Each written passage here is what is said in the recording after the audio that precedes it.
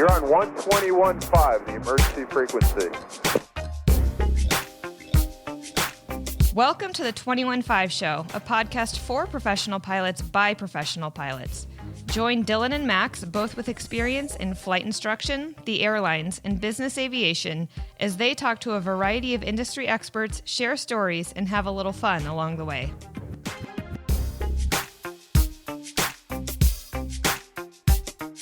Welcome to another episode of the 21.5 Show.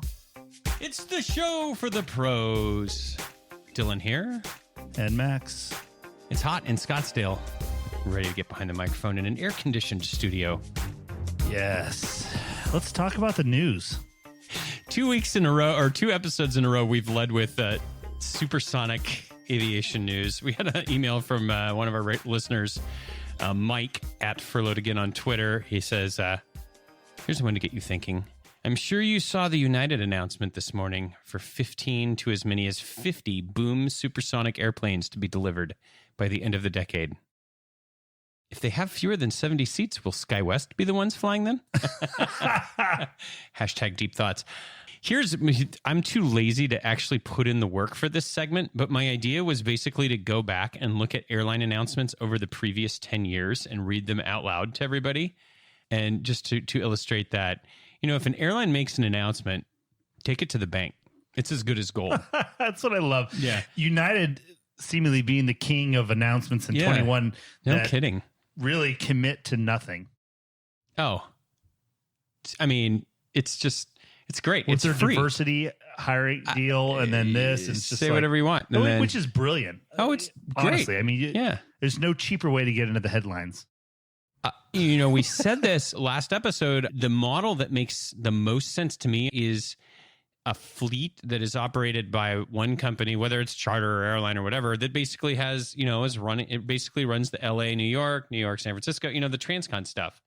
Well, in international, obviously, United has such a heavy international presence. Exactly. It makes probably the most sense. Versus like an individual going, I'm going to buy a supersonic jet. You know, that's great. If you're just making a one long distance run, I don't see a huge market for it. But anyways, I don't know. That was my thought. But good for United to make that announcement. Hopefully everyone in the industry is not planning on it. It'll be interesting. But yeah, you never know. I just still can't figure out why Boeing or Airbus has not come out with their supersonic passenger airplane. I'm guessing that there's one reason, and we all know what the reason is. I actually read a really good article that was written about this, that someone that was talking about the Aviation supersonic shutdown and everything. He goes, look, it comes down to the fact that they can't make it pencil out when it comes to dollars. It's a feasibility problem. It's a feasibility problem. Certainly it's not a technology issue. No. Right? I mean, it's just not a great way to make money, and that's why they don't do it. Yeah. Period. That's it. And which is unfortunate. And you would think that we would be able to make it economically viable this day and age, but I guess not. That's can be the only why the largest airplane manufacturers in the world that already manufacture supersonic jets for the military can't figure out how to make money with this. So or their customers can't figure out how to make money with it, so they don't want them. That's really what it comes down to, right? Right. Because if all the airlines were clamoring for a supersonic transport, they'd make it. Sure. Yeah. Meanwhile, the general public is still, you know, complaining or, you know, buying the cheapest seat that's available, and they realize that it's for the most part, it's just what was the term they used? Like a perishable cost, basically whatever. Like if you're going on a trip, the money you spend on the airline ticket should be the least important, because it's an experience. It's a quick experience that ends, you know, and they don't have anything to show for it afterwards. So what's the point? Right. But you don't show everyone pictures of your flight. Exactly. To Europe. So anyways, more big news for you, Max. The tumblers are in, and I already dropped off a load of them at the post office going out. We've already sold like half of them. So a load? Yeah. Wow. Mm-hmm. Around the city. I'm just driving around the city, dropping them off. So thanks to Kristen B and Joshua F. They're the latest to purchase a couple of them. And got a few more if you want one. I posted a picture on the socials, and you can see what it looks like. But it says never take financial advice from pilot. And it's for coffee. It's 20 ounces. I need one of those, especially when I go back to the airlines. Yeah, ultimately. exactly. And that was our idea, is you just like have it. It was funny. One of our listeners, she's like, I fly with all these guys and that's all they talk about, Bitcoin and rental property and blah, blah, blah, and she's like, I'm just going to fill it with coffee and just sit in the cockpit with the words facing them as I just drink it. So anyways, you can visit our website, 215podcast.com, scroll down to the bottom. There's a little donate button. If you do a minimum donation of $85, we will send you one. Genuine Yeti tumbler. Mm-hmm. Beautiful, 20 ounces. Again, no reviews to read, Max, unfortunately. So everybody's slacking. Everybody that likes us is already here. That's it. We're out. Now it's like one of those. It's been a good run. Yeah, that was it. We've plateaued. If you want to write us a review, though, we will send you some swag. But more importantly, tell your friends. Especially, can you just try and educate the baby boomers on how to get a podcast on their phone and then subsequently listen to it? Because that seems to be the biggest challenge with a large demographic of professional pilots. Mm-hmm. That we just... They barely have figured out how to FaceTime their grandkids. This is going to be a big step. But I think we can do it. Well, tell them about the listener that we had about his story. Oh, yeah, we had a listener that mentioned, he goes, I had a lot of younger guys that I know listen to it at the show. And then he goes, it's not really, podcasting isn't really my thing. And I've never really heard a podcast before. I've actually had comments from several folks that say the same thing. Like, I've never listened to a podcast till yours, but kind of figuring out, I get it. It's a tough learning curve if you have never. They're like, this is just like the radio, but Yeah, you can pause it. Exactly. It's incredible. Yeah. So, it is nice, but it just takes a lot of work. You know who we need is our airport apostle, my Your dad. Yeah, out there to explain how to do it. But, just tell people it's like TiVo for radio. Genius. That's it. You just got to relate. Yeah. Right? Yeah. Because exactly. it's like when the VCR to TiVo, it was so much better that... Which TiVo doesn't even exist anymore. Exactly, yeah, but it's, don't tell calm them. down. Yeah, don't tell them. All right. Flight advice brought to you by our friends at Harvey Watt Insurance. We have some flight advice for all the professional pilots. Protect your medical. It's very simple advice. But there's still a lot of folks in the industry that don't do it. Harvey Watt provides insurance against your potential loss of medical. Very important. If you thought it's just for airline pilots, it is not. It's available to all professional pilots. So visit harveywatt.com for information. And you can also check out their life insurance products, which I have and recommend. Almost no exclusions, which is really nice for pilots that like to do fun things like we do. Mm-hmm. All right, on to the flight advice. So if you remember, Max, in the last episode, we had a gentleman write in that had a business that he was earning a really good income from, but he owned a flight school on the side, but he wanted to go. And we basically advised him to figure out a way to do both. Right, exactly. So we got an email response from another listener who was in a similar situation. You, I don't think, have read this email, so why don't you tackle this and then we can discuss. Guys, I'm listening to John's conundrum about should he quit his good paying job. I can really relate. I'm 42, had a great 9 to 5, owned my own business, and made about the same income. I liked the job, but I felt like I was always making money for someone else. I felt burned out. I decided to take the leap to a regional and pursue the airlines. I've never looked back. Being home 15 days a month gives me plenty of time to pursue other income streams, and I have never had greater satisfaction with my job, even at a regional. The pay sucks, but I'm paying my dues and hoping to get on with a major very soon. The changes in lifestyle is very doable. Oh, and I'm married with 4 kids. If you've got the itch, take the plunge. It's worth it in the long run. If he gets hired now, he will be back to that pay in 7 years, and then the leap will leap well past it till he turns 65. Just my 2 cents, Nick. If there's anything you can count on in an airline career, that is forecasting your pay. Right, I was Dylan? just going to say, it's a really good email from Nick, and I love the perspective. But no, Nick, I'm just giving you a hard time. It is actually great perspective. And like you said, job satisfaction, I could never imagine going to a job I didn't like. Never forecast out when you're upgrading, when you're getting back to a pay level. That's Nick, I'm going to make you a homework assignment. Yeah. Immediately go to your nearest bookstore that probably doesn't exist, or go to Amazon and download Hard Landings is the book. Is that available on Kindle, you think? I think so, yeah. Is it audio? Maybe. Yeah. Everyone should read that book. If you start to tell yourself, oh, well, I'm going to upgrade in this and I'm going to do that. I'll have weekends off at this point, and then we'll be making that. I'm going to buy a boat. And you can't plan on anything like that. So anytime you start telling yourself that you're going to do something in 2 years, money's coming in 2 years, that's still in print. $17.65 on Amazon Prime. We'll have a link in or the show notes. used for $7.94 for you regional guys. We should the show should just buy like a few copies and then just like circulate them in like a book club format or something. We should do that, but then we should staple a bunch of blank pages in the back, and you have to write like a blurb about what you learned and what you're going to do. Make a commitment. Exactly. 20 years later, still the best. 20 years after it's written, this is still the best book available in the U.S. airline industry. You know how... We need an update. That would be so great. We should reach out to this guy. We should interview the Thomas Petzinger. How do you know that? Because it's like this. It's the scriptures, man. Just got to remember. You know how when you're in a new hire class in an airline and then like the union comes in. And that first week, and then like they buy you pizza and I was beer. just going to say they have a pizza party and Yeah. you go. We should do that. You want to talk about getting more listeners? We should do that, but then hand out that book with some business cards in it. We need to be that like... sounds like a really expensive way to get more listeners. Yeah, exactly. So anyways, Nick, thanks for the perspective. We agree with you. Take the leap. Enjoy flying. You only got one life But to he's live. basically doing the same thing where he's still side hustling and He's still and side figuring it hustling, out, yeah. So. How you're side hustling with 15 days off and 4 kids? We need to interview this guy. Very busy. Very busy. I'd like to interview his wife.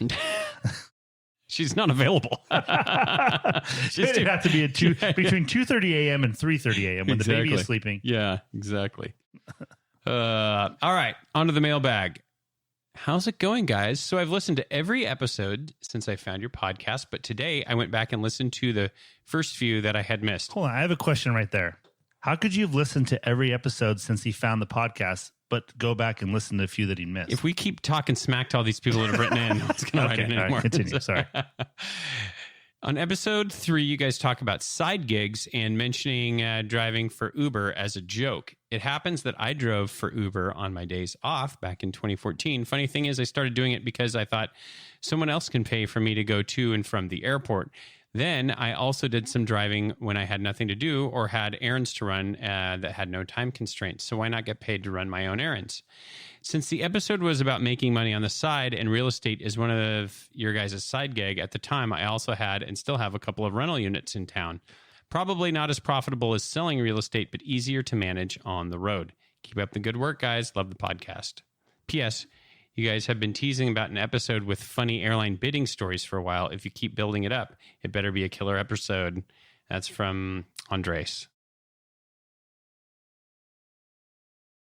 Okay. I'll address the bidding. Were we joking about it?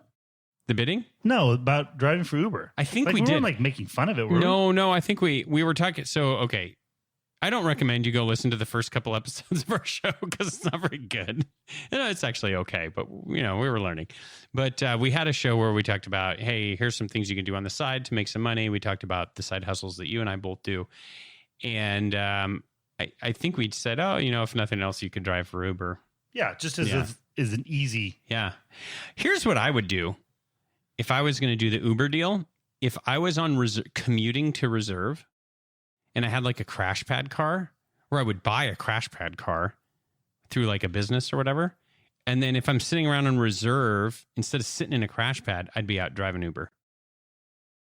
Yeah. Assuming it was slow and you were thinking you were going to say, yeah, that's Right. actually good. That's a good idea. because I remember when I was commuting as a captain in Chicago, sitting at the Cumberland stop in that Just stupid apartment, watching country music videos and drinking coffee. Listening It was to stupid. The flowback dude. Yeah, exactly.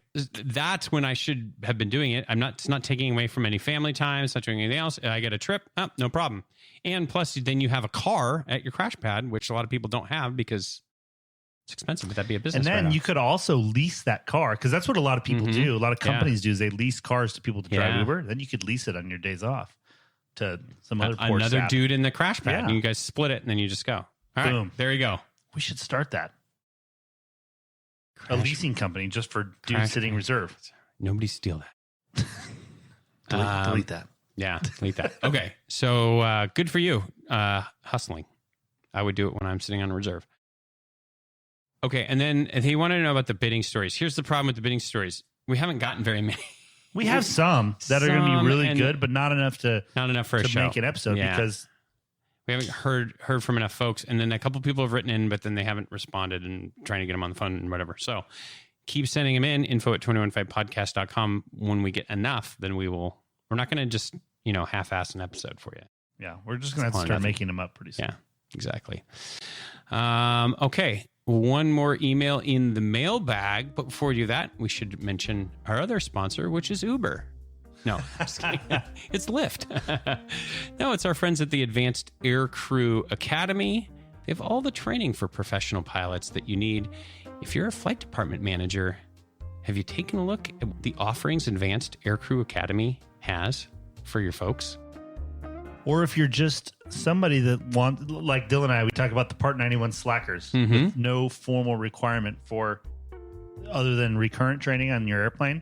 Advanced Aircrew Academy is a really great way to stay up and educate yourself and make sure you're staying current and relevant on goings on within aviation. You know what we should do if you're a young co-pilot is on the air, we should go through their catalog and just call him and then be like, oh, wait, I've assigned you this module for the quarter.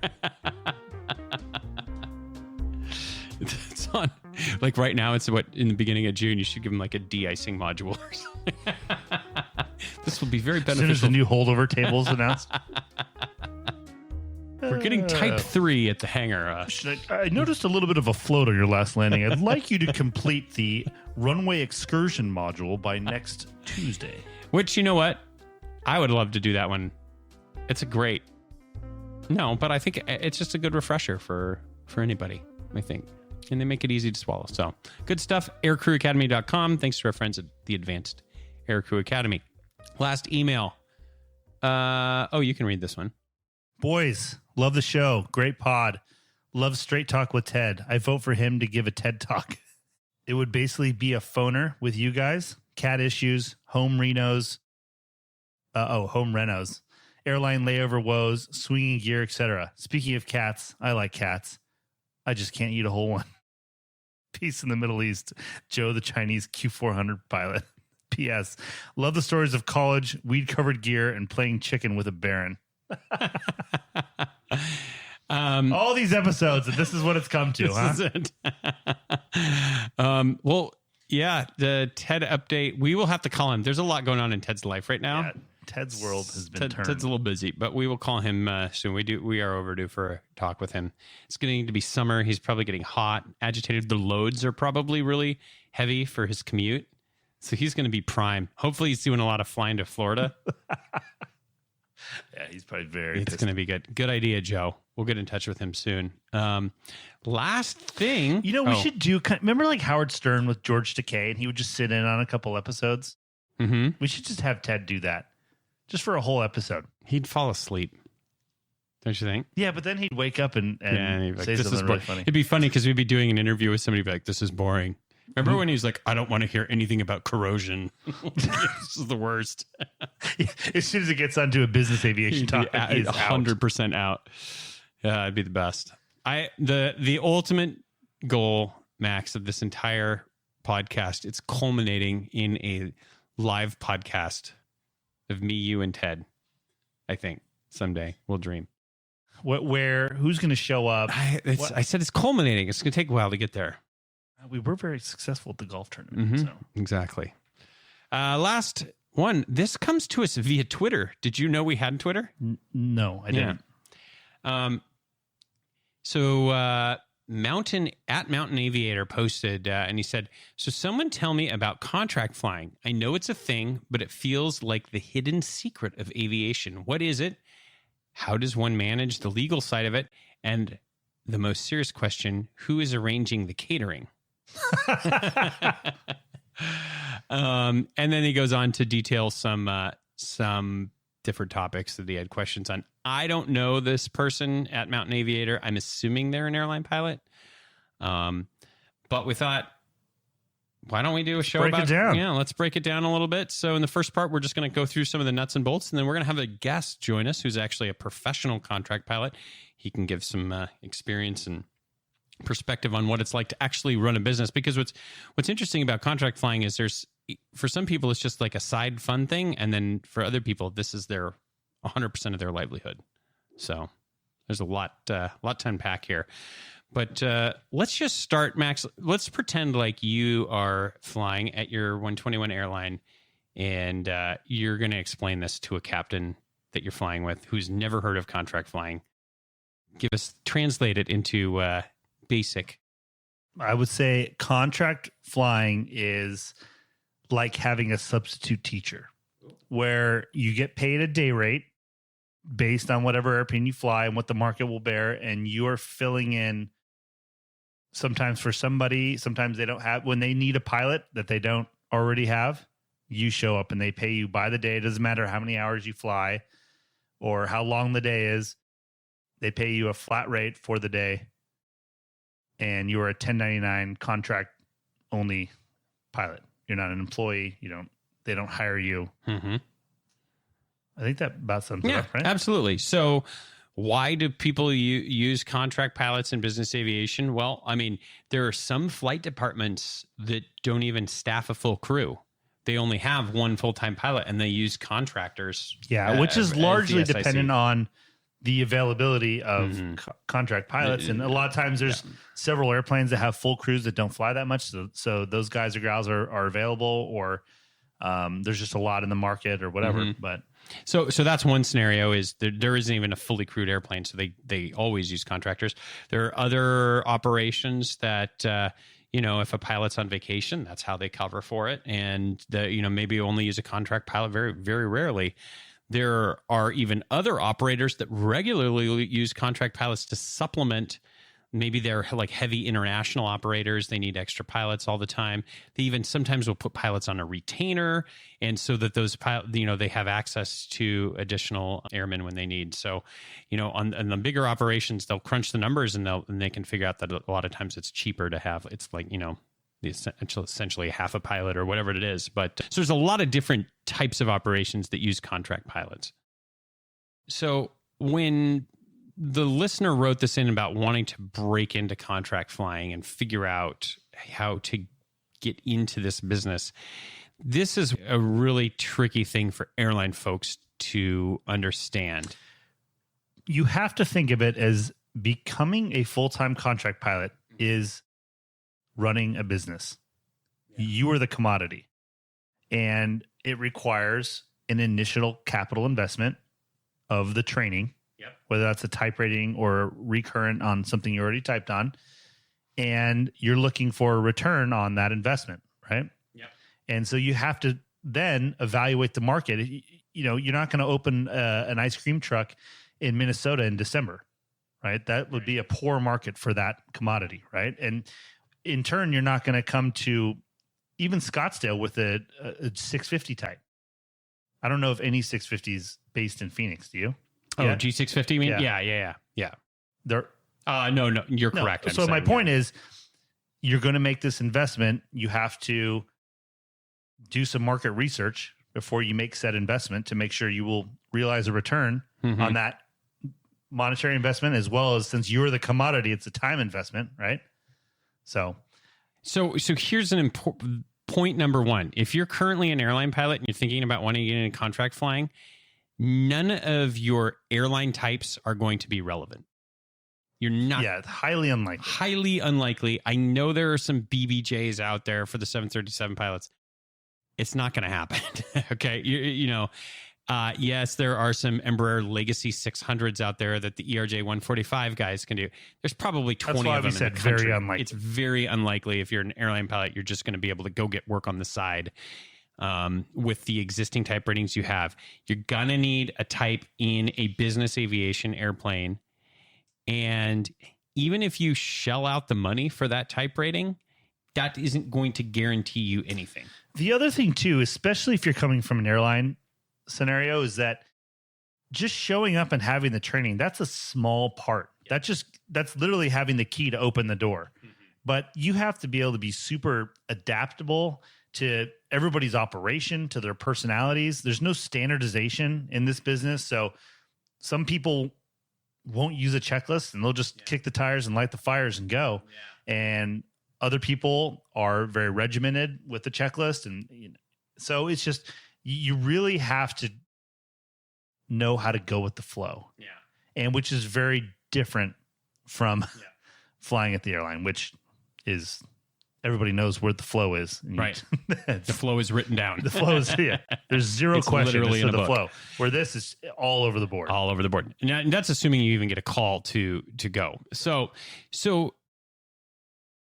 if you're going to shell the money out, my advice is have something lined up before you spend $1 or any outlay. This is a very typical thing we hear is an airline pilot when they're getting close to retirement. Oh, I'm getting close to retiring, but I still want to fly. I'm going to go buy a Gulfstream type, and then keep flying afterwards. Yeah. I would pretend that you're Mark Cuban and you're looking at yourself coming onto Shark Tank. Yeah. Ask those questions. Yeah. Okay. Well, what's the market for this? Yeah. What, all the stuff we. Exactly. So you hear the Gulfstream is the name that most people know. Yes, there are a lot of Gulfstreams out there. Yes, there are a lot of Gulfstream contractors out there. Just going out there and buying a type rating is not going to do you any good. And there's so many other factors, who you know, where you live, et cetera, that you need to consider before laying out any money. So another thing to think about is in this current insurance environment, you have to have a type rating in simulator school within the previous 12 months to be able to qualify in pretty much any turbine airplane to act as a crew member. Yes. You may hear about something called the 6158, aka getting your 3 bounces to act as an SIC.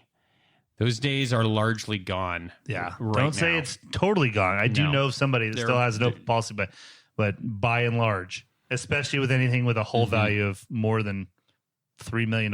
Yeah, it's not going to happen. I'm not going to say it's never going to happen, and because there's always somebody, oh, my brother, this or the squadron guy. There are always exceptions to these rules. We're just kind of talking by and large. If you do not have a hookup already, don't expect that someone's going to go give you the 3 takeoff and landing. Then that's how you're going to get in.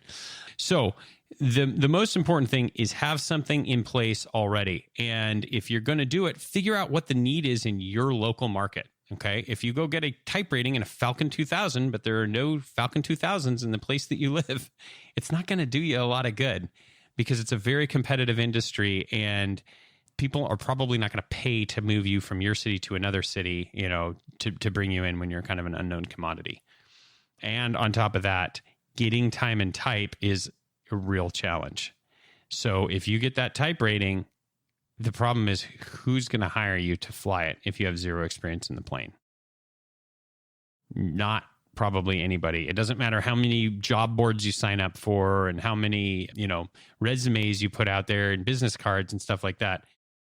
You need to already have a network in place and have somebody that's going to use you. That's the hardest part of the whole deal is that initial time. It's a lot like becoming a real estate agent. Yeah. The hardest part is not getting the license. The hardest part is having clients. Beyond that, there are some different ways that you can get paid. You can have a business structure. We'll talk about that with our guest here in a little bit. You can also just be a straight up 1099 employee. Spoiler alert, if you're a 1099 employee, if you're getting $1,000 a day, guess what? You can't spend all 1,000 of that. At the end of the year, the IRS is going to be coming for a portion of that money. So you'll have to prepare for that as well. And then the other thing to keep in mind is that there are challenges when you're flying collecting money.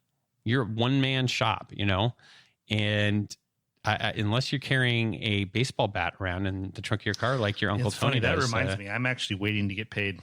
Yeah. On the trip I just did. So, there is some running of a business aspect. Can you create an invoice? Can you send an invoice out? Are you able to follow up with people? Those are the kind of non-flying things that really can become a challenge when you are a contract pilot is keeping the business going, especially as you'll hear, everything is relationship based. You're trying to keep a good relationship with your customers, but you have to find that balance to make sure that you're also getting paid. A couple other interesting observations I've had over the years.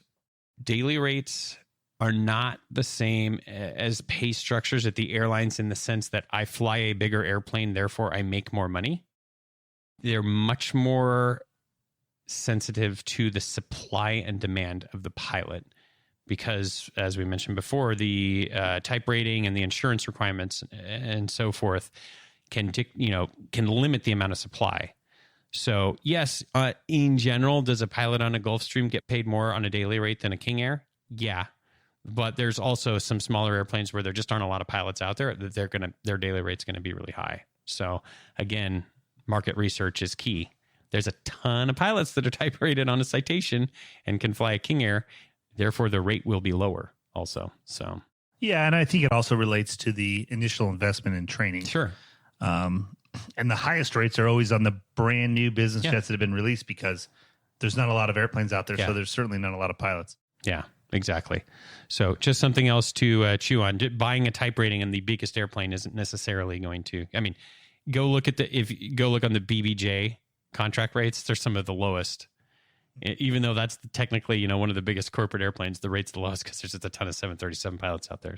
Last thing, a couple good resources, tons of stuff online. The Corporate Aviation Job Listings Contract Pilot group, we'll have a link to that in the show notes. That's a great Facebook group to join. You can just see conversations there, folks talking about their experiences, what they're charging for different airplanes. They even have a spreadsheet available. It's a guide, and it's just kind of people fill it in and they say, oh, here's kind of what I'm getting on a Phenom 300 or whatever. At least it gives you a ballpark of what to expect. And some of them even have the training costs in there.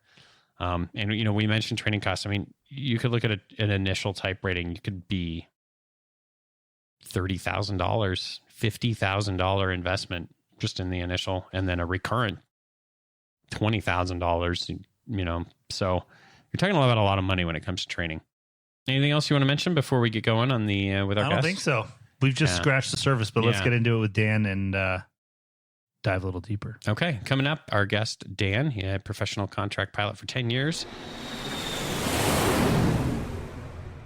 Well, enough about us speculating about contract flying. We thought we'd actually bring in a professional, someone with years of experience. That's right. So joining us on the line is Dan.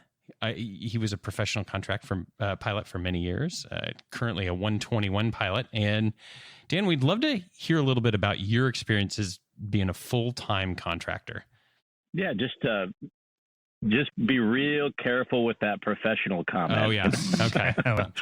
The term is used loosely. Yeah, it's very loose. Yeah. But yeah, if you could tell us just a little bit about your experience being a professional contract pilot. How do you run the business? How do you got to pay for your own training? You've got to, enforce contracts and do all of this different stuff. Can you talk a little bit about how you set the business up and how it worked? Yeah, so I think people probably want to know, what jet do you want to fly? And that's, of course, going to cost you money to go and do that. What I actually did something, I was pretty fortunate. I signed up for, they called it the Right Seat Program at CAE in Semi-Flight in Dallas.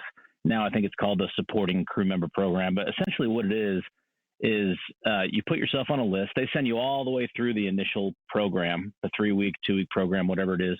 And then they just put you on a list of call to come in and volunteer for guys doing, check rides, or sometimes they come in just for like a street check ride for a 135 or something. And you're just sitting there in the right seat, slinging gear, running the checklist, running the profiles. And what they did is after you got 80 sessions, I think you volunteered for 80 sessions, they gave you a type rating.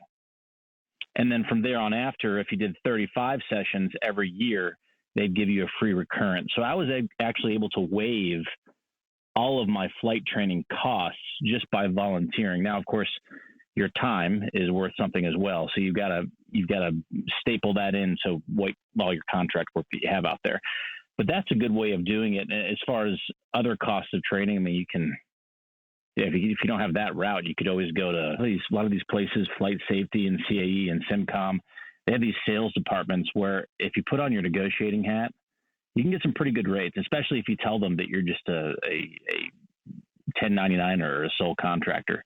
You can get some pretty good rates out there. I've never personally done it because I've never had to do it, but a lot of guys are pretty successful doing that. Yeah, especially if you're doing it kind of last minute too, and they're just trying to fill empty seats that they have. They're going to be running a class anyway. I've heard people be pretty successful with that as well.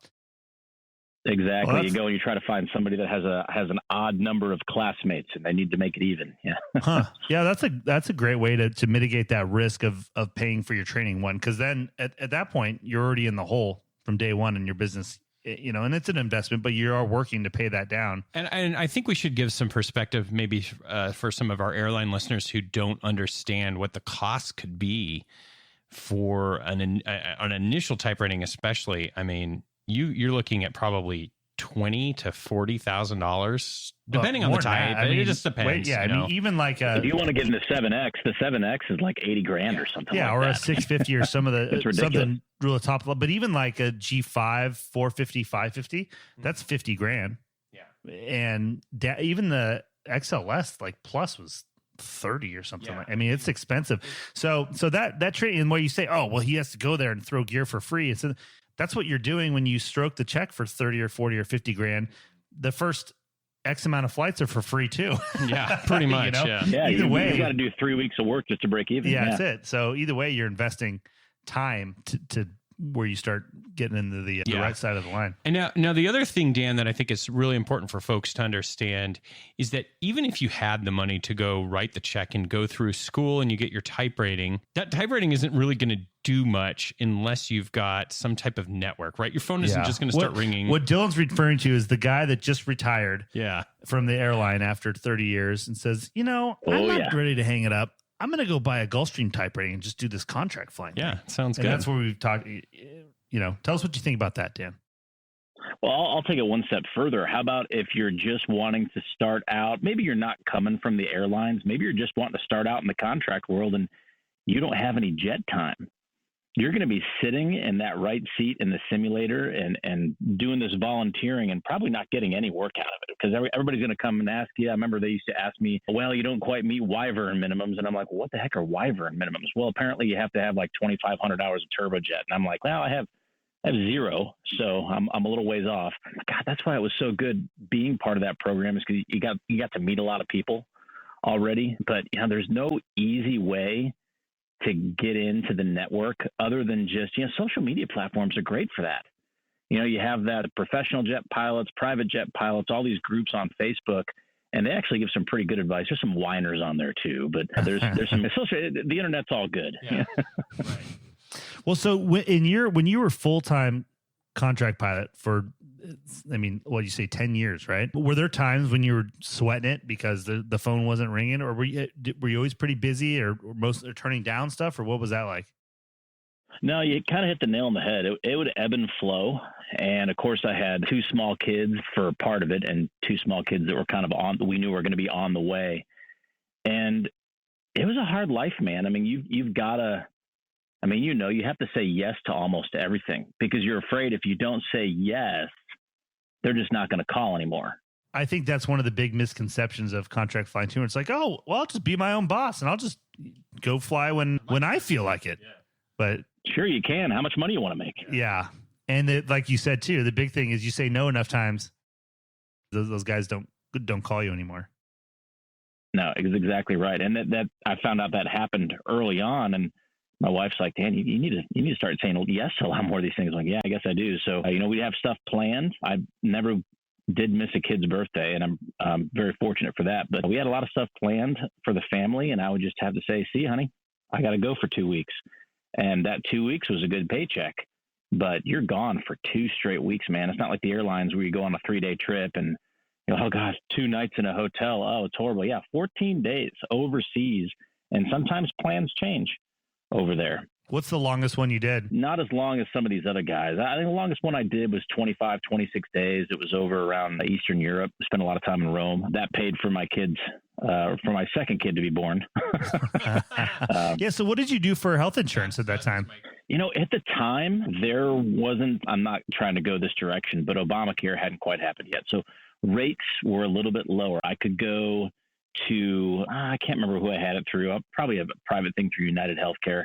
And I had some pretty good rates, even as a family. But as time went on, we found out that I couldn't get if I wasn't under group coverage, I couldn't get my wife's prenatal care taken care of. it blew us away. So she just wasn't covered. So we would have to go into the hospital and negotiate with the hospital on the day of when we were there, because we're like, we don't have it. And of course we did have it. It was called disaster insurance, quote unquote. But for stuff like that, we just didn't tell. We told them we didn't have insurance because we knew we would get dinged. But they'll cut you a That's deal. why she was saying, Dan, you better start saying yes. We got to have this baby. I don't want to do it in the bathtub. Yeah, she's checking off a calendar. Ding. That's what it came down to. Now, if one of us got cancer or something like that, God forbid, or there was something really bad happened, the deductible was there. It was real expensive. We had to pay it, but we'd get by. But it's not as plentiful as say going to the airlines or working for a Fortune 500 company where they have great group coverage. So that's something that you need to consider. There's a cost there as well. That's a really good point. Yeah, I actually had a kiddo when I was the structure I had was also as a contractor, and I got the coverage under my own LLC, but it was definitely, I don't even think you could do that anymore. But speaking of LLCs, can you talk a little bit about how you structured the entity that you would contract through and how you did all the accounting and that kind of stuff? Yeah. Well, rule number one, don't take any advice, financial advice, specifically from pilots. I think we all know that one. So when it comes to the nitty gritty of it, and more talking about investments and stuff, but yeah, consult your accountant on that. But as far as setting it up, the most successful way that worked for me was, and you can set up anything. You can set up an LLC, you can set up an S corp, whatever you want, and we can probably talk about the legal stuff down the road as far as liability. Just because you have a corporation doesn't mean that you personally are protected. So that's something that we can talk about here in a little bit. But for me, I was always choosing S corps, because what you can do with an S corp is you can, even if it's just you can assign yourself a reasonable salary. And they don't say what reasonable really is. It's dependent upon what your industry is like, I guess, and what you're using it for. But assign yourself a reasonable salary, and you have to run payroll, even if it's just you. Now, the advantage there is, let's say you make a nice round number. Let's say you make $100,000 a year, and you assign yourself a reasonable salary of $30,000 a year. You're only paying payroll taxes on that $30,000. The rest of that $70,000, you just label as distributions. And that's a great way to structure, instead of just, running a 1099 and with your first and last name and having to pay taxes for the whole thing. So that's a great place to start. Anything else inside of that, I'd tell you to consult your accountant on that. And there are aviation accountants on there that you can ask somebody at the airlines, and they'll say, oh yeah, I got a great accountant. All she does is pilots, and she knows what you can and can't do. But as far as structuring it, that's what I would recommend is run yourself some payroll and don't pay yourself everything that you make. Yeah, that's exactly I did it the exact same way, and seemed to work good. Now, we have had aviation attorneys and we've had insurance folks on to talk about contracting specifically, and they've mentioned, the LLC, they equate it to about a thin sheet of toilet paper when it comes to protection, if anything goes wrong. And so, yeah, it's more of a financial tool than a protection tool, I think. And we've also, Max, you remember we talked to Tom Haig. We've talked a lot about the insurance stuff. Obviously, Dan, I'm sure you've seen many different ways of being added to a policy. Maybe you've just met the open pilot terms of the policy. Maybe sometimes you've been able to negotiate being an additional insured, which we've talked about is the best way to go. You want to be an additional insured with a waiver of subrogation. Do you find that most customers will do that with you? Do they typically balk if you try and do that? Can you talk a little bit about your experience with the coverage? Well, the first half of contracting, I wasn't even thinking about it. I was in my 20s. Whatever, who cares? It's a real thing, man. And like you said, there's a difference between being approved and being covered. And that's, they can tell you, oh yeah, you're good to go, you're covered. Well, when you read the language, you better be darn sure that it doesn't just say approved. It's got to be in the wording. But yeah, I've had luck with some. I'm not going to say most, with some, about being fully approved. The problem is is you run up on these jobs where you have a buddy that flies the same airplane as you. Says, I got this contract tip. It's a 1-day deal. It's over here in California. Hey, can you do it for me?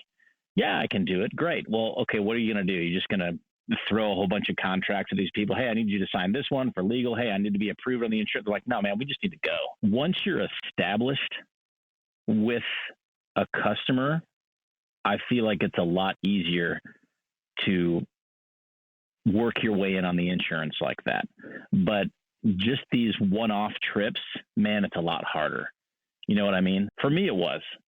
And there's a fine line there, because there's a point where it becomes off-putting to the other person, because you don't know who they are. You haven't built rapport with them or anything like that. And then there's some people that they're used to it. They're like, oh yeah, totally. Yeah, we totally understand. And they've been through this before. They've been in the industry for a long time. Some of these single owners, man, they don't get it. And you just got to deal with that. Yeah. And it's easier said than done, I think, when it comes to that. And a lot of people, a lot of pilots will say, oh, I need this. And they don't have any idea what subrogation means or even how to go about adding it. So you kind of end up feeling like you're being more of a pain and making things difficult when you're just trying to protect yourself, obviously. Well, I think the real point of this whole thing that you're talking about, Dan, is contracting is such a relationship and finesse based business that it's really difficult, and you got to feel out a lot of these maybe people that you haven't met before, and that's often what happens. The phone rings, and we got to go tomorrow, and the guy we had lined up got canceled, and can you do it? And you get in these situations where it can be like you're just kind of thrown into something, and it's really tough to feel them out on what's appropriate. So, can you tell us some stories about like good or bad experiences you've had, kind of with those surprise trips that have popped up?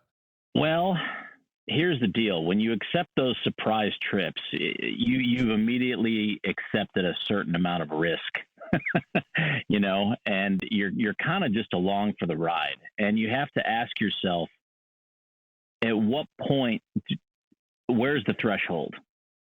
You know, where do I walk away from this if it gets too bad? And I have a story. It's not a good one. And I feel like maybe if I'd paid attention to the signs a little bit earlier, it wouldn't have come down to this. But we were going into Aspen in a G3, and it was a real short trip. We were just picking up the plane out of Denver, going to Aspen, picking up the customer, flying them back home. And of course, this was a company that I was referred to by a friend. So I said I'd help him out, and I'm flying with this guy, and he's kind of one of those guys that you can't really tell him anything that he doesn't already know. That's weird. I've never met a guy like that. Not in aviation. There's a few of them out there. And so when you get that personality, you immediately, like you said, the finesse needs to come out, and you have to be that chameleon, but still know when to speak up. Well, we were leaving Denver, and I'm looking. I said, man, the weather's spotty. I said, we've got to have a ceiling up above. I forget what that fix was. It's the Maltese Cross that's there. I said, if you don't see the airport by then, sorry, you're just not getting in. That's just the way it is. And so we entered we entered the procedure turn and came in. I forget which approach it was. I think we were actually shooting the VOR approach. And we hit that Maltese Cross. And so the one over Red Table, that's like a 6 or 7% angle, isn't it? Like yeah, I can't remember if it was there or if it was inside Red Table. I haven't been in Aspen in a long time. I'm mostly an Eagle baby now. But we briefed that if we did not see the runway by that Maltese Cross, we're going around. You make that little hairpin turn to the right, and I mean, you're going to Eagle. You're not, or Rifle. You're not doing it again. And we got to that point, and I said go around, and he just kept pressing. And now we're at the point where, okay, we're wasting time here, man. We got that limited amount of time to make that turn to the right so we don't hit that mountain. And he keeps pressing. And I kid you not, man, if they had the CVR, I had to beg him to make that right turn. And he finally told me, all right, hush, I'm turning. And now the cockpit is contaminated. You know, it is a very tense environment. And I kid you not, we're flying outbound on the mist. We made the turn. No trees came up on the cockpit glass, and we're going outbound, and we're kind of in and out of some scud. And I kid you not, he looks over my right shoulder, or looks over his right shoulder across me, and he goes, "Man, I can see down that valley down there. I can tell him we're going to go VFR and we're just going to shoot the approach visual." And I just go, "No, we're not." And he's about to make the right turn. I just hijacked the radios and said, "We're going to Eagle." And man, he was ticked off at me, and we landed. And I said, "You need to tell that guy he needs to drive down here. We're not trying that again. The sun's about to go down." And he didn't want to tell the customer. They're so customer centric there, and they had not educated their people that, man, people drive down the hill all the time and come down to Eagle to go home. That's just the way it is. And he's wondering why all the airlines are shooting approaches in there. It's like, yeah, because they have the charts, they have the LOAs to do this, and we don't. We just simply didn't. So I pretty much told him, I said, "Listen, man," I said, "if you want to put on gas and go back up there, fine. But you see that American A319 sitting over there at that gate? If you start loading up fuel on that airplane," and I took my seat on that Airbus, and I went home. Never heard back from the people. So, yeah, you just have to know when to cut your losses. And I think if I worked really hard, I probably would have found a reason not to go on that trip. But it's hard, man, because I'm helping out a buddy, And I had to go back and tell him, I'm like, "Man, these guys you're flying with, what's their deal?" Golly, there's a lot of those instances, and man, they're hard to. There's a lot of armchair experts out there that can say, "Well, you should have done it this way." Well, man, you weren't in it, and you're also out to make sure that you can keep work flowing in for yourself. That's the problem, or not the problem. That is the complexity, and I think this is the heart of the discussion that I want to get into. Is there's finesse, there's people skills, there's the chameleon aspect, like you mentioned about being able to fit in with a bunch of different operations, and then there's also the fact that you're running a business. So there's so many things. I think that's why it's really challenging to be a successful contract pilot full-time, because you have to be a very specific type of person. And to draw that line, I mean, look, you probably didn't get called back from those guys again. And you cut some business off, and maybe we're going to have another kid. That would have paid for the other kid, Dan. That could have been. No kidding. Well, I'll tell you what, man. And I'm not saying this is like the key to the mint. I don't want to scare away everybody who's thinking of doing that. There's a lot of benefits to going straight contract. There really are. But there are three. And I'd like to say I came up with this, but I didn't. I heard it from a buddy long ago, and it made so much sense. It'll get you about 85% of the way there. Three rules to contracting full-time. Say what you do what you say, and don't be a jackass. But say what you do is easy. Advertise yourself. Figure out how to advertise yourself. Get your name out there. Do what you say means show up on time. Don't take a trip and then find out that there's a higher paying trip across town, and then say, "Oh, I'm sorry, I've actually got something to do with my family. I can go take this trip over here." Because guess what? They're going to find out. So keep the trips that you sign on for. Show up on time. It's going to sting, but you got to pass up big ones like that sometimes. And don't be a jackass means nobody wants to fly with an ass. Everybody wants to get along. You're there with them for however long on this trip. And nobody really wants to have to deal with your like that's where the chameleon aspect comes in. So you don't have to be a Bob Hoover, you don't have to be a Chuck Yeager. You just have to get those three down, and then the other 15% are just figuring out their operation. But you know what I mean. So at the end of the day, Dan, you did this for a while. What made you decide, or how did you end up getting out and moving to doing what you do now? I wasn't really sure how to. My wife kept asking me, "What's the plan for retirement?" And I didn't really have an answer. We were doing fine, but I didn't really know what the future brought. And I had heard this whole thing about the airlines, and I said, I'm at least going to go take a look. Just because I'm taking a look doesn't mean I have to do it. So I went and took a look, and the more I was looking at the airlines, the more I found it was the best decision for us. And it really was. Now, man, I really miss the full-time contract flying sometimes. I still do it part-time. I get my fill, and then I can go back off and do my airline thing. But yeah, the key for me was just, or rather the catalyst for me was a family thing. It was just the right decision for the family and for our future, because somebody who's not a pilot that might be listening to this is our job is dependent upon being able to go once a year and get that sign off from a medical examiner that says, yeah, you can keep doing this. The minute they say you can't do it anymore, you're out of a job. And there are a lot of protections that go along with that in the airline industry. But man, there's guys that I know that have been doing contracts since they were 18 years old. They're like 45 now, and they're making buku bucks. And I'm like, you know what, man, I can actually retire now if I really wanted to. And of course, he's a single guy, and doesn't have a mortgage and doesn't have 2 kids to send to college and a girl's wedding to pay for down the road. But you can do it there too. But that's what it was for me. It was just a personal choice with the family. I think that's a great perspective, Dan, and especially, and I know Max and I probably share your opinion. The flying is so much more fun. The actual act of being in the airplane, I think you just can't compare it to the 121 stuff for the most part. But man, you got to pay a heavy price for that. And I think, like you mentioned, that your friend that's maybe single and you don't have a lot going on at home, super exciting. And if I didn't have people depending on me, it would be a lot more fun. I know that for sure. So that's a tough balance that every airman, I guess, has to face at some point. Yeah, there starts to be too many reasons that you can't deny. Yeah. That you need to go. It is your destiny, Luke. That's where I was doing. Exactly. Like, you gotta leave that expense account on the table and go over here. Trade your Capital Grill for some Dickey's barbecue and just that's a great description.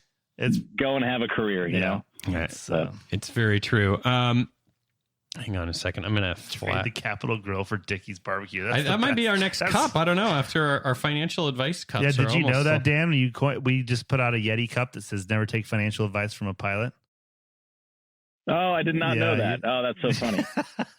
And it seems to be the subject matter of choice every day on some of these online. Well, the best is one of our personalities on the show that's come on, and one of the funniest things he talks about is the captain that you fly with that is telling you about like some dude on YouTube that's talking about some sort of financial topic, and he acts like he's the only guy that's seen this. Like it's like this hidden secret that he found.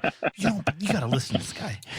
Golly, man, I remember right before this all hit, this worldwide experience that we're all having right now. Right before it hit, or rather, right while it was hitting, I remember I had a captain that was telling me, he goes, "Man, I'm telling you, you got to put all your stuff in cash right now. Just put everything in capital reserve and your 401k." And I'm like, "No, dude, no, I'm not even 40 yet. I'm not doing that. Like I can afford to have all my stuff tanked, still dollar cost average all my stuff in. No, I'm leaving all my stuff. You do what you want, but I'm leaving my stuff." He took all of his stuff out. He put it in cash. The market, I think, went down for like a week, and then it soared, and then he got back in. Man, he lost so much money, and he's 2 years away from retirement. I'm like, dude, no, just leave it in there. Leave it all in there. But what do we know? Right? That's right. That's another good. That's a good lesson here. There's so many lessons for the kids on this episode. Okay, Dan, I have That's right. Have a couple more questions just that our listeners had about this, and so I want to talk. I think I might mention this a little bit earlier in our discussion. I think the great irony of contract flying is that there's rarely a contract. It seems like, at least in my experience. Can you talk a little bit about when you are approached to do a trip? Did you have a contract you would send to people? I know we talked about you kind of finessing it a little bit, but were there times you actually had a piece of paper or a document that they would sign? Yeah, sometimes I did, and sometimes I didn't. Again, I think it goes back to the whole being approved or covered on somebody's insurance, whether or not you feel it's off-putting. This is where the finesse comes in again. God, finesse comes in so many different aspects of this. It's amazing now if you think about it. But as far as the contracts go, I was never very fond of them. I'm not saying they're a bad idea and to never do them, but there's a time and a place for them. They can be off-putting, like I've said, and especially if a customer has no idea who you are. In my opinion, going forward without a contract and then getting burned is kind of like a blessing in disguise. It gives you good information that you probably don't want to be working with this person anyways. But if there are pay issues, there are most likely more issues beneath the surface. You know what I mean? And, pick an issue out of the hat that you want to deal with flying with a single owner. But I can certainly understand if you're in a situation where this is your first trip with them and it's a 30-day trip. That's kind of different. I mean, you've got like 40 grand on the line here and you're like, okay, all right, you want me to come away from my family for a month, not just a day. You want me to come overseas for a month. We're going to be breaking out some paperwork here. And there's going to be time to break out that paperwork because you got to put together your flight plans. You got to call, who is it now? Not Colt, but who's doing the stuff as a Worldwide Fuel or whoever it is. You got to call those guys. Yeah, you got to get that all set up. You got to get your slots over in London if you're going there. I mean, there's time to put this together. You can't just up and leave. So if it's a big contract that's going to be a big chunk of your year, I can see putting together a contract. But if it's a day thing, you have to kind of weigh the good with the bad here and just decide, okay, do I want to throw that in their face on day one? This could lead to a 30-day contract in the future. Do I really want to, when they're saying, hey, we got to hurry up and get this trip going. We had a guy drop out, and you might just want to take the trip, just a one-day trip, and see where that takes you. If you get burned on one day, everybody's going to know who that person is, and they're going to get blacklisted real quick. But I think, I could, it's already been said, big, long trip. Yes. Contract, especially if you haven't worked with them before. One day trip, you want to get your foot in the door. Maybe don't throw the contract in their face just yet. Yeah. I think that's kind of been what we've seen too. Is just a lot of it's just so much of it is relationship based that it usually works out. Now, what about, all right, we need to talk to the kids a little bit about day rates and some of kind of the industry rules. We're not going to break any SEC regulations on price fixing or anything like that, but you get a phone call from somebody. How often do they even ask you what your day rate is? Well, I immediately tell them I'll work for half before they even tell me what the trip is. Just need the flight time. Just do it for beer money. No, I'd say it's about,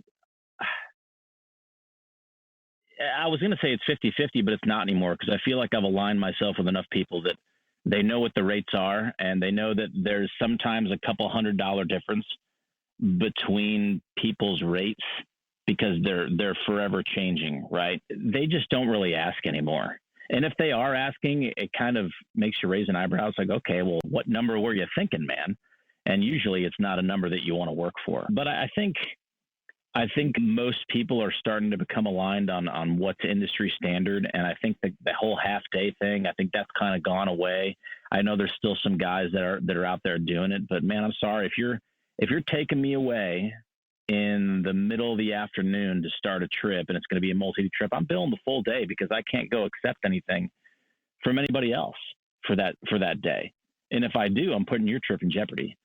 So the half day things, I think they've kind of gone away, but I don't really have anybody ask me anymore what my day rate is. My rate is my rate.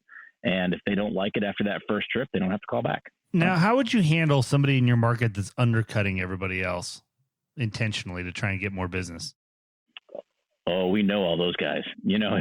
It's you're kind of shooting yourself in the foot if you're an undercutter, because especially nowadays, your name is going to get out there, man. You're just not going to get the work. So much of contract flying is referral. And, if you post something on social media that says, hey, anybody in the Denver area, I need a pilot now. If you post it, say, hey, I'm available in 24 hours. I can be there in 24 hours on my own time, whatever. I live 50 miles away. I can drive. There's going to be people chiming in saying, hey, Max is a good guy, or Dylan's stand up. He's a good guy, man. People speak up if you're an undercutter and say, you might want to avoid this guy, or they'll private message you and they'll say, yeah, watch out for this guy. I'm not so sure you're going to want to, he's undercutting everybody else. He's hurting the rates. That I think they handle themselves. I don't have to do anything to those guys. But to be honest, I've never really worked with any of them, but they're out there.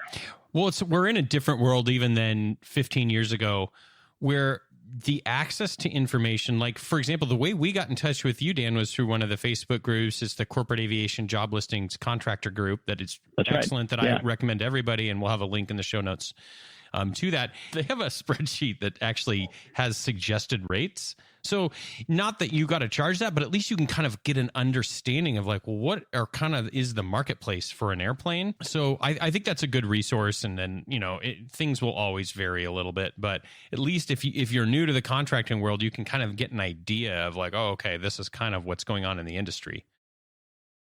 Yeah, you can always ask, man. There's guys on those boards asking all the time, man, what do I charge for an XLS? I just got my type. Yeah. I mean, they'll tell you. There's going to be smartasses out there, but they'll tell you. Yeah. Exactly. So, I wanted to hit home on a couple other points. This is especially for the folks that don't understand. you will hear things like, well, we only pay half rate for travel day, or we only pay half rate for non-flying days, and blah blah blah. Everyone's got to make their own decision about that.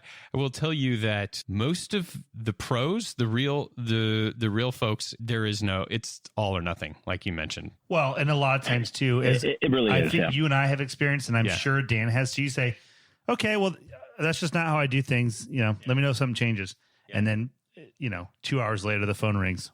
Okay, we're good. Well, I was going to say the only time that I can think where that might work, the whole half day travel deal. There are situations out there with companies where they can put you on a retainer and you can work those deals with them. Retainers can a lot of times help lower the budget of some of these companies. It's a good deal for them, and lowering the budget doesn't mean that you have to decrease your day rate. That's not what that means. Having access to you on retainer would mean that they don't have to farm out their stuff to AirShare or NetJets or something like that. They know that they have somebody to can however you structure your deal, and that could be part of your deal, especially if you're remote, and you can say, listen, put me on a 5-day retainer or a 10-day retainer or something like that. After 10 days, I'm free to do whatever I want. Or after 10 days, we can still do the contract rate, and I'll stick around for you, but you got to give me at least X amount. And I really don't know how that would be structured, but you can structure in half-day travel because it's guaranteed pay for you, especially if that airplane is down for maintenance for the entire month or something like that. And hey, you're still getting your 5-day retainer. So there are good deals out there where you can structure it like that, but that's really the only situation where I can think of where you could work that into an actual deal. That's a good point. The retainer stuff does exist out there, and I know there's a lot of departments that do it. So and those deals you negotiate, I think it's very difficult to judge them on the surface if you don't have all the details on how they work. But exactly, they can get quite complex, and you can immediately look at somebody and say, "Man, you undercutter, you're working for this deal." Well, no, it's not.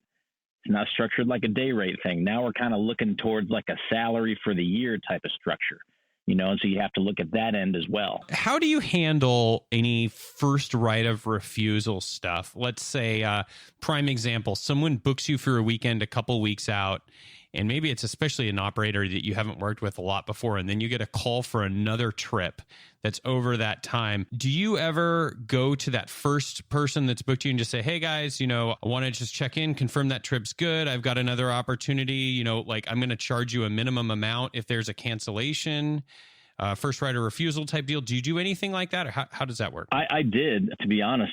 Most of the guys that I work with, if they canceled a trip on me, and I'm not talking like a 30-day trip, I'm talking like a 4-day trip, they go, listen, man, if this cancels on you, send me a bill for half.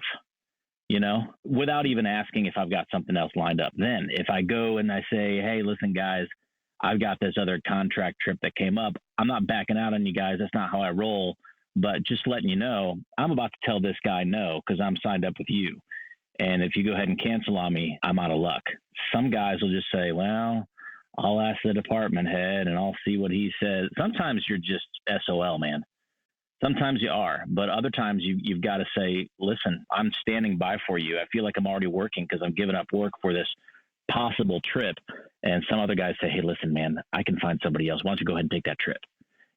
So I think it's a very good idea to reach out to your first guy regardless. Some guys don't reach out at all and they just say, if he cancels, I'm still going to bill him half. Well, you've got to get that return check in the mail first, But it's always a good idea to call because they understand because they're in the contract world, But it's a good idea to call them and tell them what you got on the table. They'll be honest with you. And if they're not, I don't think you want to work with them. So, aside, Dan, from some of the legal structure, is there any other protections that you carry, or any insurance products or anything that you use for your business? There are. I don't carry them anymore. I used to. The company right now has me as covered fully under their insurance, and I do most of my flying with them. But you can go out there, and there's a lot of companies out there that'll provide this for you. You can shop around for rates. It's called non-owned aircraft liability insurance. Say, for instance, God forbid, you run off a runway or have a taxiway incursion or something like that. Not only would you have expenses that might not be covered under the owner and operator's insurance, but you could also have bodily injury from somebody in the back, and now all of a sudden you're liable. And remember, we talked about your LLC is not necessarily going to protect you from that. You can go out there and purchase your own, same as if you were doing renter's insurance at a flight school or something like that. You can do the liability insurance. And so I'd recommend shopping around for that if you're involved with a lot of different clients. It's a good idea. And is this something, I mean, does the cost several days worth of flying? Is it just a couple $100? Can you give us any insight kind of in round numbers? Like, one of the things, and like I said, it's been several years since I've gone out and shopped around for it. So they might have structured things differently, but it's going to depend on how much flying you expect to do throughout the year. And they're going to ask you that question. If you plan on doing 1,200 hours a year, they're going to be like, well, all right, let me break out the calculator and see what this is going to be. But they'll go through the same thing of like, how many hours do you have? For me, it was worth it, and I was doing a lot of work. I worked about 150 days out of the year contracting, between 130 and 150 days, which was a healthy amount. But the quote that I remembered settling on with them, and we're talking policies that cover you well over a couple $1 million. They're decent because, let's face it, we see mishaps online. Everybody's a reporter. You see videos out there. There's lots of ones that you can YouTube, but they're really not that frequent. And on the corporate side, it seems like they are a little bit more frequent than on the airline side, but still they're not exactly plentiful, so the rates are pretty affordable. And I can't come up with any numbers right now, and I'd be irresponsible if I was just guessing. But I'd go out and shop for some. It might be worth it to you. Now, if you're doing 25, 30 days of work a year, I don't really know that the cost benefit ratio is really going to be there for you. But if you're doing several hundred days a year of contract work, it may be worth it for you. Okay, that's good. Yeah, I didn't even know that really existed. All right. Well, a little extra bonus was when we were chatting with you beforehand, you mentioned that you've actually got a podcast of your own, and you've got the voice for the radio. I can tell already. So can you tell? Oh, no, well, I don't know about that, but like you said, the magic of editing. That's right. Exactly. I am a recipient of that as well. Can you tell us a little bit about your show and what you're up to in the podcast space? Yeah, so it's a monologue show. I do it myself. I'd be okay with taking on some interviews in the future, but people to interview aren't exactly available in wide numbers, and you'll find out why here in a second. It's called Warbirds, Tales from Above, and I pretty much just focus on stories from World War II, stories that you might not have heard of. I'm not talking about the dropping of the atomic bomb or Memphis Belle, although I do mention it in a couple others, but in different forms. I'll talk about stories that you've probably never heard of before. And you may have heard of them, but there's always some nugget in there that you've never heard. And I do quite a bit of research on each episode. But it's either on a person, an event, or sometimes a specific aircraft. And it was going to be covering Vietnam, Korea, World War I, World War II. And I've really found myself in a niche of World War II, and that's really what it's become. But there's about 20 episodes out right now. There's a members platform as well for anybody interested in that, but I don't really push that too hard. It's, if you want to come over and get some extra content, you can. But I'm on all of them. I'm on Apple, Spotify, Google, you name it. I plan on doing it for a while. So when where are you sourcing these stories? Are you talking to people and then they're being like, oh, you should look into this thing? Or how do you discover what's interesting? Sometimes I just talk to people and say, hey, have you heard of this event? I'm like, man, I don't know what you're talking about. And I'll go and I'll look it up and I'll research it. Now you got to be careful because especially with Wikipedia, everything's true on there, right? Mm-hmm. Because everything's fact checked and everything. So when I find a story, I'm like, okay, I'm going to find a couple more sources on this and make sure it's valid. So sometimes it's tough to actually, if you're doing an internet search and you find a story on a forum or a Facebook group or something like that, you've really got to do some extra research to make sure it's valid. But I'll find it there. I'll find it online. I have stories from my own family that were in World War II. My grandfather's still alive. I actually plan on doing an interview with him, who was a plane captain in a PB-4Y2, which is a B-24 variant over in the Pacific. And he's got some great stories. And I have an uncle that was over in the European theater in the 8th Air Force. So some of my stuff comes from there. And I'm looking even from their mission lists and looking to see what other reports were out there of the same missions, and I tie them all together. It's a lot of fun. But I found them in a lot of different sources. But most times I have people coming up to me, or I have people writing in that listen to the show that says, "Hey, can you do a show on this?" I'm like, I don't even know who this guy is, but I'm fixing to look him up, and it ends up being a good show. So. Huh, that's cool. Yeah. Well, we'll have a link in the show notes for that. Warbirds, Tales from Above. I will definitely be checking that out. Thanks so much. Yeah, it'll be awesome. All right. Last thing before we get you out of here, Dan, you already told us one story. Do you have any other good stories for us from your contracting days? And I don't know if you want to tell us, did anyone try and offer you payment in anything other than US dollars? Well, I mean, I did have somebody try to offer it in pesos. I mean, he kind of like laid cash out on a table. Like, the only thing was missing was a briefcase. I'm like, no, man, I need American dollars, and can you write me a check? I mean, the cash was just a little sketchy, but I delivered an airplane down to the Dominican Republic once, and he just laid a bunch of pesos on the table. I'm like, I mean, this is great, man, but I have no idea how much money I'm looking at. That's the problem. You know? 1 million pesos. I forgot about that one. Yeah. But there was that. There was some other. A lot of the stuff that I can think of are actual flying stories, like actually flying the airplane, not necessarily. That's all right. We'll take any story. Yeah, we love it. I mean, it's not the best story in the world. I've had engine failures and single engine stuff in the past, and had to work with angry farmers in the wheat field. But I can think of one time we were coming back from San Juan in Puerto Rico. We were in a G4, and we had an issue with the pressurization controller going out. And we were up at 41. Let's see which direction we were going. Yeah, so we were up at 41 going east. So do I have that right? Wow, the basics. My goodness. Yes. Yeah. We're going That'd east. be correct. Flight level 410. Yeah, okay. All right, we're on the same page. We're fact checking you. Here's my rate, folks. I'm available. Swear to God, I know what altitude. Typical airline guy. Unbelievable. Yeah, that's right. So we put the pressurization controller in landing, and all of a sudden the door seal started making funny noises, and we started losing the cabin. But we got it down just fine. It was a slow loss of differential. And we called maintenance, and they said, yeah, you might have a controller going out. Do a couple of engine runs, see if you get good pressurization. And when you come back, just come back not in the 40s. Come back in the low to mid 20s. Put on some extra fuel. And all we were doing was going from San Juan back to Fort Lauderdale. So we did exactly that. Well, we found out something else wasn't working on the airplane. About halfway there, it was middle of July, about halfway there, I'm looking on the radar, and we're kind of in and out of a little IMC, and the guy I'm flying with says, "Looks good to me. Look good to you." I said, "Man, something's weird." It is the middle of the summer in Florida, and we are seeing nothing on the radar. Doesn't that sound a little bit fishy to you? I mean, you sure you got your thing turned on right? Yeah, man, I got the thing. The gain's where it should be. It's in auto. It's fine. Right about that time, we flew straight into a thunderstorm, and we got struck by lightning. We got thrown up about 90 degrees. A yaw damper kicked off. Obviously, the autopilot, the flight guidance computer went to hell. I mean, everything just got zapped. And he was flying that leg, and I remember him sitting down. I don't know if anybody's familiar with the G4, but you have the pitch trim and your yaw damp right in between your legs underneath the yoke there, and he's just going back and forth, punching both.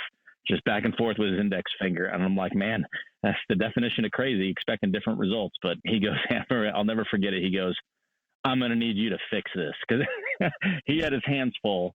And I'm like, well, I don't know what that, all I had was this display controller. I said, I remember in ground school, this is very early on for me. The instructor at CAE told me that in the sensor page, the boxes have to make an L and a P with all the sensors there. And if anything's out of place, that's your first go-to is to make one of those letters line up again. And all the G4 guys will know what I'm talking about. But I remember going to that display controller, and my eyes were bobbling up and down in my head. And I remembered one of the boxes was misaligned and not making the P correctly. And it was the flight guidance computer. And apparently it had kicked off and it switched over to number 2. But sometimes you've got to swap them back and forth and hard select them to get them to come back. And so I swapped it back and forth once, and it realigned everything. I got the yaw damper back on, the autopilot back on. We started flying straight again, and immediately started asking for ways to get out of what we were in. But, Florida, going into the coast, they're not so much help. So we were pretty much riding it out. So just because one thing is broken on the airplane doesn't mean there's not a second thing broken. And it wasn't, I was expecting to catch hell from the passengers in the back, and they were walking down the stairs and says, "Man, you didn't miss any of those potholes on the way in, did you? I said, no, ma'am, not one, And we got a call back for another trip. It was surprising, but we figured we were done. But yeah, lightning struck the radome, zapped the FGC, and then it came out the flap. So we had to, I guess they had to replace the left flap because it had a big hole blown in it, and they had to replace the radome and the radar, which was definitely dead now because the radar got zapped as well. But yeah, the radar wasn't working. That's the moral of the story. Sometimes that thing just ain't working. Now, did you up your daily rate after that? Did you tell me you were charging double? No, I was actually thinking of lowering it so I could go out and find some more work. Hey, I go through thunderstorms, but I'm cheap. Full speed ahead. That's right. Oh man. Well, Dan, we really enjoyed speaking with you this afternoon. Looking forward to listening to your show, and appreciate all your insight into the world of contracting. Sounds like it's a young man's game. That's my takeaway from it. Young or single man's game? I got to a certain age and I made the switch. And I'm not the foremost expert on any of it. I'd be interested to hear other guys' opinions. If you're going to have any other guys on, I'd be interested to hear what they say and how they made it through it. And it might be a totally different story, but hey, as long as you come out successful on the other end. I think something else, Dan, that's kind of interesting that I think a lot of people don't know is just because you go to the airlines doesn't necessarily mean you can't still fly contract, and that's dependent on your specific airline. And even if they do have a provision, you can't just go do it. Some airlines require approval and you have to get a letter and some other things. But my point is it can be done. So if you're a business aviation guy or gal and you're looking at going to the airlines and be like, God, I really love flying this, G5 or whatever. Doesn't mean it's over. Yeah. Doesn't mean it's over for sure. Cause it's just don't undercut. Just don't be the undercut. That's right. I'll use my travel benefits and you don't need to pay for an airline ticket. I'll jump seat. That's definitely against the rules of your airline. That will get you fired. So yes, do not do that. Oh yeah, you can't use that thing for business purposes. Yeah, so absolutely just not. Don't be stupid. That's right. Follow the rules. That's right. Dan, say your rules one more time. I love those 3 rules. Say them one more time. Oh, yeah. Say what you do what you say, and don't be a jackass. It's perfect. That might be the next cup. I think that might be the next. 85% gets you there. I love it. All right. Thanks for your time, thanks, Dan. We appreciate it, man. Thanks, guys. Appreciate you. Rock on. Well, big thanks to our guest, Dan. Thanks for the time, Dan. Certainly appreciate it. And I will be checking out his podcast for sure. It sounds super cool. Thanks to Harvey Watt, Advanced Aircrew Academy, our sponsors. And of course, all of our listeners. Of course, even though they didn't write us any reviews, lots of great emails. Maybe we were too harsh on some of them. I don't know. We appreciate you. info@215podcast.com is the place you can send in your thoughts. I think that's about it. Yeah. We'll be back in a couple of weeks. Until then, as always, remember, flexibility. It's the key to air power. See you guys.